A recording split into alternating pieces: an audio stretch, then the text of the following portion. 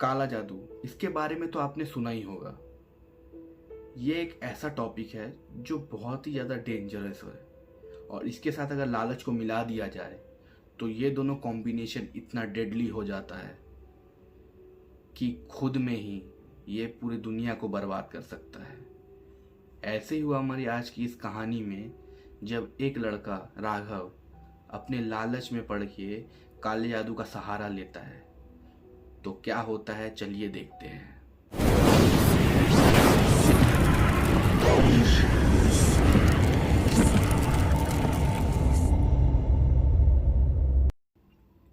बिहार में एक छोटा सा गांव था। उसमें एक लड़का रहता था जिसका नाम था राघव। राघव को बहुत ही जल्दी अमीर बनने की चाहत थी। वो बहुत ही कमज़ोर, एक लेज़ी इंसान था। उसे काम धंधा नहीं करना था। लाइफ में उसे सक्सेस चाहिए था, मगर शॉर्टकट से।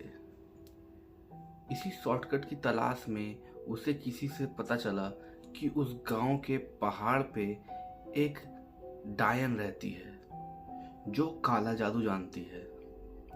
वो सोचता है क्यों ना इस डायन से मिला जाए और पैसा कमाने का कुछ आसान या कुछ शॉर्टकट तरीका खोजा जाए।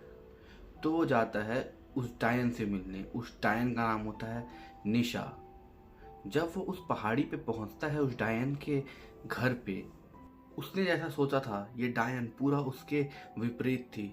उसने सोचा था कि ये डायन एक बूढ़ी, एक भद्दी दिखने वाली औरत होगी, मगर ये उसका पूरा ही उल्टा था। ये डायन एक लड़की और बहुत ही सुंदर थी, जिसे देख के राघव मंत्रमुग्ध हो जाता है और थोड़ी देर के लिए ये भी भूल जाता है कि वो वहाँ पे क्यों गया था। निशा के पूछने पे राघव को अच्छे से याद आता है और फिर वो उसे अपना बात बताता है। निशा के पूछने पे राघव बताता है कि वो यहाँ पे आया है कुछ पैसे कमाने के लिए और उसे तरीका शॉर्टकट चाहिए। निशा समझ जाती है कि राघव कोई सीधे तरीके की बात नहीं कर रहा है। उसे चाहिए ब्लैक मैजिक से कमाया हुआ पैसा, मतलब ऐसा पैसा जो रातों रात उसे अमीर कर दे। मगर आपको तो पता ही है, जो चीज़ रातों रात होती है वो रातों रात गायब भी हो जाती है। निशा ने राघव से पूछ लिया कि तुम सोच समझ के बोलो कि तुम्हें उसी तरीके से पैसे चाहिए, और राघव ने कहा कि हाँ, उसे उसी तरीके से जल्द ही, तुरंत ही पैसे चाहिए। निशा मान गई। निशा ने राघव को एक बात बोला कि पैसे तो तुम्हें मिल जाएंगे, तुम अमीर भी हो जाओगे, मगर उसके बाद कुछ ऐसी शर्तें होंगी जो तुम्हें माननी होगी, और अगर तुमने वो शर्तें नहीं मानी तो ये गांव और तुम्हारा परिवार पूरा बर्बाद हो जाएगा। राघव उस समय तो पैसे के लालच में सब पे हाँ बोल देता है। वो बोलता है कोई भी शर्त हो, कुछ भी हो, वो सब मंजूर करता है, बस उसे निशा पूरा अमीर बना दे रातों रात। निशा एक काले जादू की प्रक्रिया की तैयारी करने लगती है। निशा एक शैतान की पूजा करती थी। वो उसी शैतान के मूर्ति के पैर के सामने एक काला घेरा बनाती है। उसी घेरे में राघव को बैठाती है और खुद भी बैठती है, और एक मुर्गी की बलि देती है, और राघव को उस मुर्गी का खून पीने को बोलती है। राघव पहले तो शैतान की मूर्ति को देख के बहुत ही ज़्यादा डर गया था, क्योंकि वो जो मूर्ति थी वो बहुत ही डरावनी थी और कम से कम 30 फुट ऊंची थी। राघव को खून पीने में बहुत ही दिक्कत हो रही थी, क्योंकि ये सब काम उसने पहले किया नहीं था। मगर निशा ने बोला अगर पैसे चाहिए तो तुम्हें जो जो बोला जाए वो करना पड़ेगा। तो निशा पहले उससे खून पीने को बोलती है। राघव कैसे भी करके उस खून को पी लेता है। फिर वो उस मुर्गी के कच्चे मांस को राघव को खाने बोलती है। राघव कच्चे मांस को भी खा लेता है, और निशा राघव से एक शर्त बोलती है कि वो शर्त है कि आज के बाद तुम्हें रोज़ यहाँ पे एक बकरी की बलि देनी होगी, और तुम्हें वो खून आधा खुद पीना पड़ेगा, आधा ये जो शैतान की मूर्ति है वो पिएगी, और तुम्हें उस बकरी का आधा कच्चा मांस खाना पड़ेगा और आधा ये शैतानी मूर्ति खाएगी। राघव को पता था कि ये करना इम्पॉसिबल है। रोज रोज कच्चा मांस और खून पीना कोई भी नॉर्मल इंसान तो ये नहीं कर सकता, मगर लालच उसके सर पे सवार थी। और लालच में वो सब कुछ हाँ और बस हाँ ही बोल रहा था। और ऐसा हो जाता है, सारी प्रक्रिया ख़त्म हो जाती है और राघव जब जाने वाला होता है, निशा उसे तभी भी समझा देती है कि ये जो शैतान के देवता है, इनका जो प्रॉमिस तुमने किया है वो पूरा करना पड़ेगा। निशा लास्ट बार भी राघव को जाते समय ये समझा देती है कि ये जो शैतान के देवता है, उनके साथ राघव ने जो वादा किया है वो राघव को निभाना ही पड़ेगा, वरना पनिशमेंट देने के लिए खुद शैतान के देवता आएंगे और जब वो आएंगे तो पूरा गांव बर्बाद हो जाएगा। राघव उस समय के लिए तो हाँ बोल के चला जाता है और अगले ही दिन राघव को खबर मिलती है कि उसके चाचा का देहांत हो गया है और उसके चाचा की बहुत सारी प्रॉपर्टी और बहुत सारे पैसे थे वो राघव को मिल जाते हैं, क्योंकि उसके चाचे का कोई भी वारिस नहीं था। राघव ये सुन के बहुत ही खुश हो जाता है और वो समझ जाता है कि वो प्रक्रिया के वजह से ही ये सब हो रहा है। राघव उसी दिन शाम को एक बकरी का मांस और खून लेके उस पहाड़ी पे पहुंच जाता है और आधा खून और मांस पी के और खा के चला आता है। निशा बोलती है, आज से रोज़ तुम्हें आना पड़ेगा। राघव हाँ बोल के वापस अपने घर आ जाता है। ऐसे करते करते ही कुछ दिन बीत जाते हैं और राघव रोज़ खून और मांस लेके उस पहाड़ी पे समय पर पहुंच जाता था।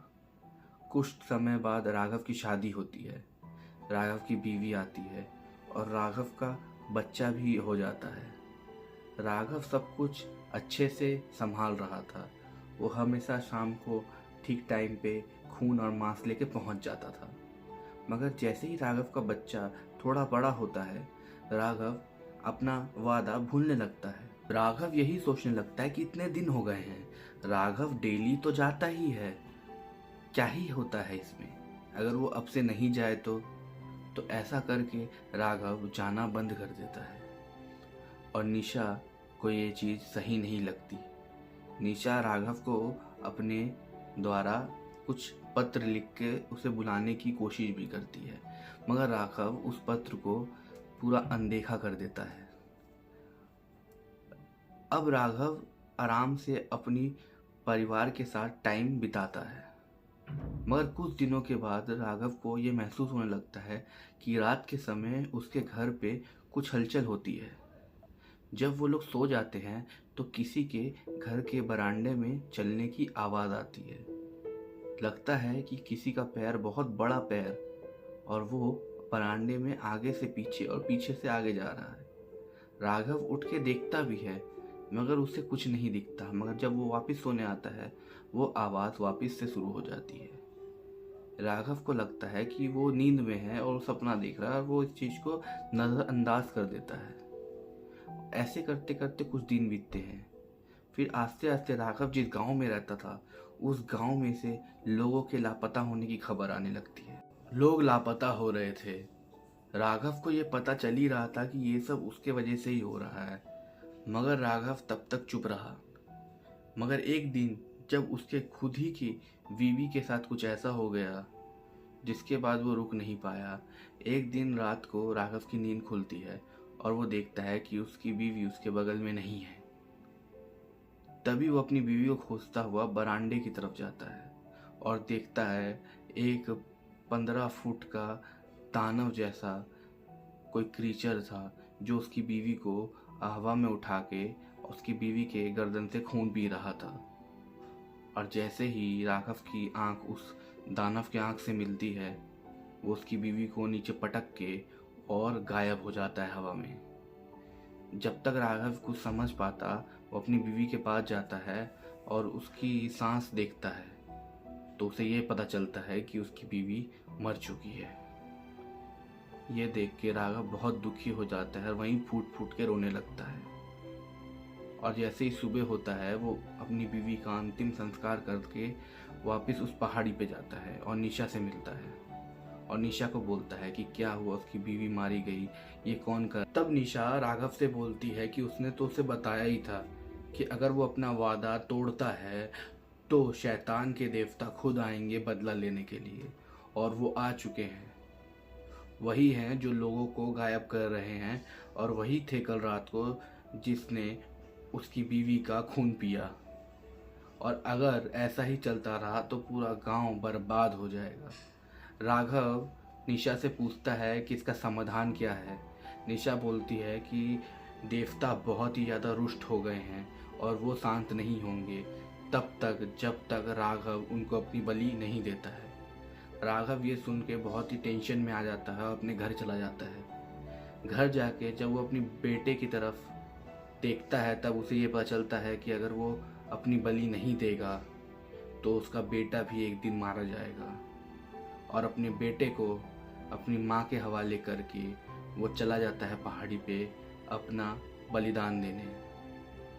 और निशा फिर से एक गोला बनाती है और उसके बीच में राघव को बैठा देती है और उसके हाथ में एक चाकू दे देती है।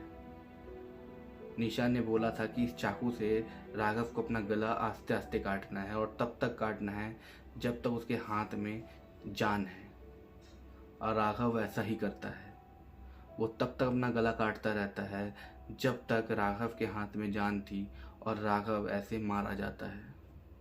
और राघव के मरते ही उस गांव में जो आदमी गायब हो रहे थे, जानवर गायब हो रहे थे, वो ख़त्म ही हो जाता है। किसी को कभी पता नहीं चलता है कि ये सब क्यों हो रहा था। और राघव भी एक दिन ऐसे ही गायब हो जाता है लोगों के लिए। तो ये थी हमारी आज की स्टोरी। और इससे ये पता चलता है कि आपको लालच नहीं करनी चाहिए। लालच का फल हमेशा हमेशा ही खराब होता है। वो कभी अच्छा हो ही नहीं सकता। कोई चीज़ जितनी जल्दी आती है वो उससे ही डबल स्पीड से चली भी जाती है। तो राघव के साथ भी यही हुआ। जो पैसा, जो शोहरत उसके पास आई थी, उसके बदले राघव की जान चली गई। तो मिलते हैं आपसे अगली वीडियो में। अगर आप अपनी कहानी हमें भेजना चाहते हैं तो मैं एक व्हाट्सअप नंबर दे रहा हूँ डिस्क्रिप्शन में, उसमें आप भेज सकते हैं। तो चलिए मिलते हैं अगली कहानी में, तब तक के लिए बाय।